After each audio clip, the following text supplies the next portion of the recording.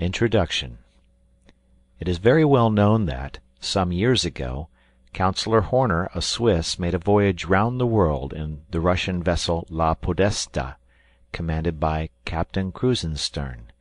They discovered many islands, and amongst others, one very large and fertile, till then unknown to navigators, to the southwest of Java, near the coast of New Guinea. They landed here, and to the great surprise of Mr. Horner, he was received by a family who spoke to him in German.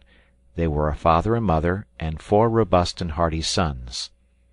Their history was very interesting. The father was a Swiss clergyman, who in the Revolution of 1798 had lost all his fortune, and had determined to emigrate in order to seek elsewhere the means of supporting his family. He went first to England with his wife and children, consisting of 4 sons between the ages of 12 and 5.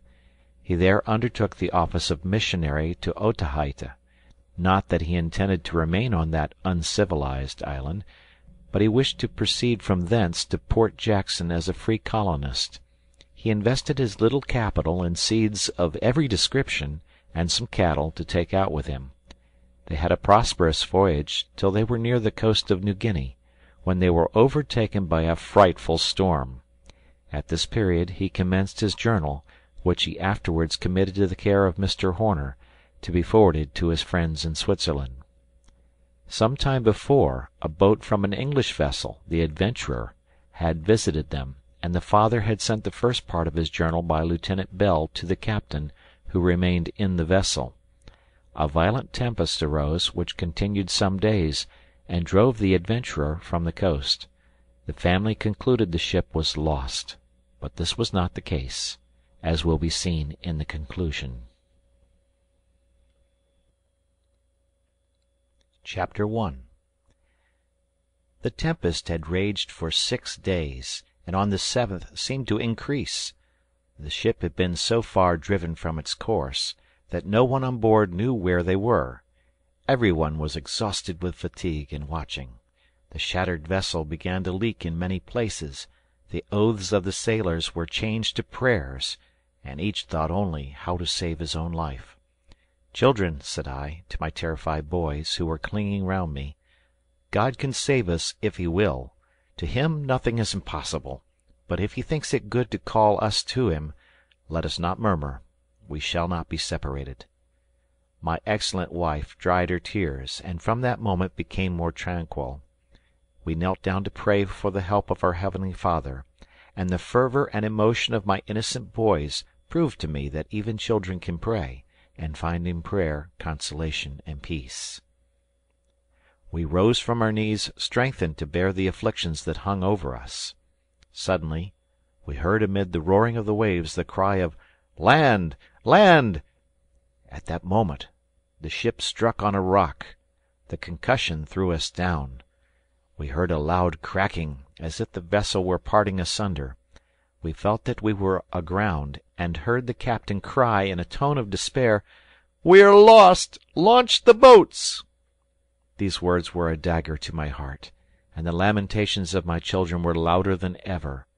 I then recollected myself, and said, "Courage, my darlings, we are still above water, and the land is near. God helps those who trust in him. Remain here, and I will endeavor to save us." I went on deck, and was instantly thrown down, and wet through by a huge sea. A second followed. I struggled boldly with the waves, and succeeded in keeping myself up, when I saw, with terror, the extent of our wretchedness. The shattered vessel was almost in 2. The crew had crowded into the boats, and the last sailor was cutting the rope. I cried out, and prayed them to take us with them, but my voice was drowned in the roar of the tempest, nor could they have returned for us through waves that ran mountains high.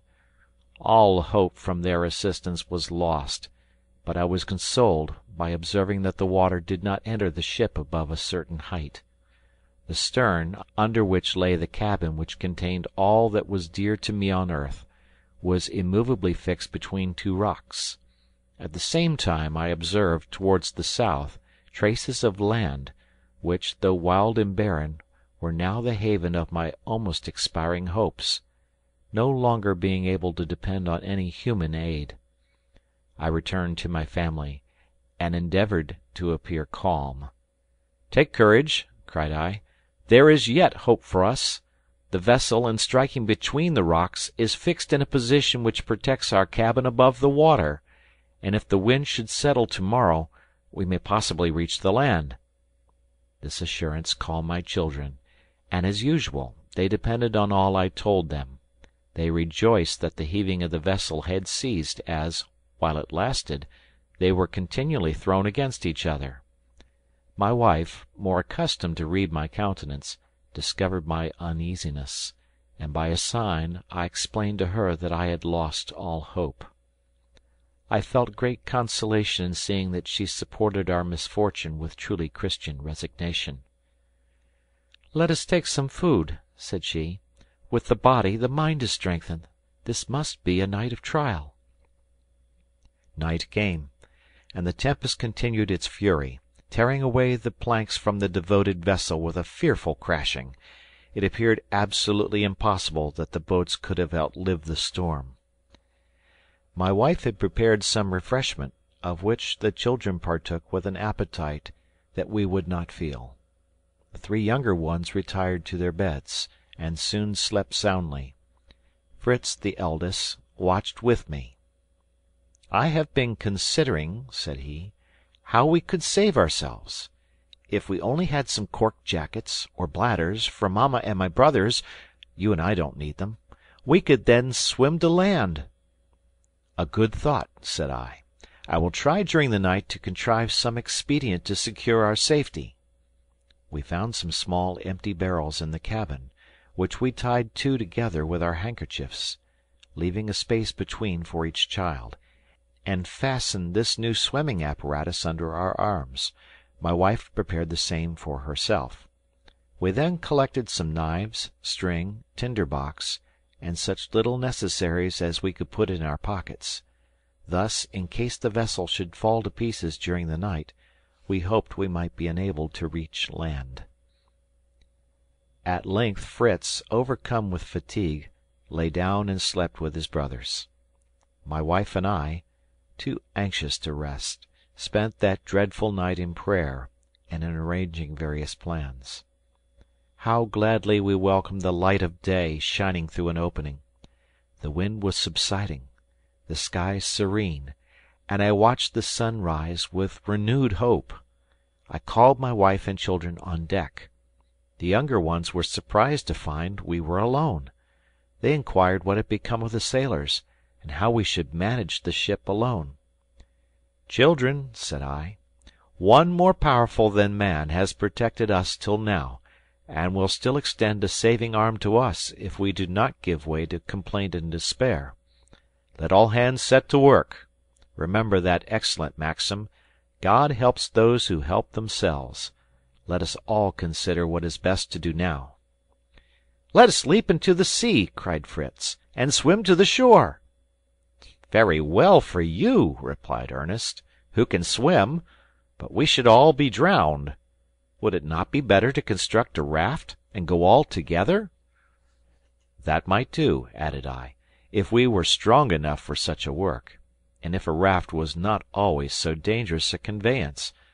But away, boys, look about you, and seek for anything that might be useful to us."